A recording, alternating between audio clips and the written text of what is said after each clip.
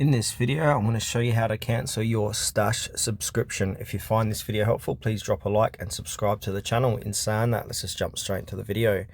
Alright, so I'm going to show you two different ways to do it. So one via the Stash mobile app and one via the Stash website. So let's go through the first one. So open up the Stash app on your mobile device and then make sure to log in. Once you've logged in, what you want to do is tap on the profile icon or menu icon. Should be three horizontal lines in the top left or right corner, and then from there select subscription or manage account from that menu, and then look for an option to cancel your subscription and follow the prompts. You might need to confirm your cancellation and provide a reason for it. The second method is via the Stash website. So go to the official website of Stash and then make sure to log in, and then from there navigate to your account settings by clicking on your profile or account icon.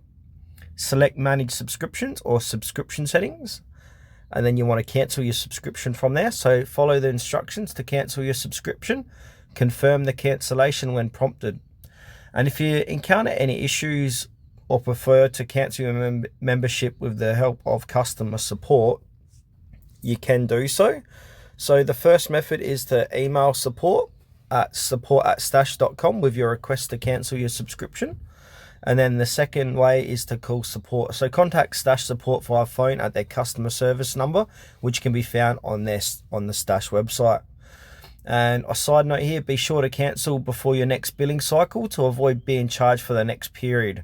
Review Stash cancellation policies on their website to understand any potential fees or notice periods required for cancellation.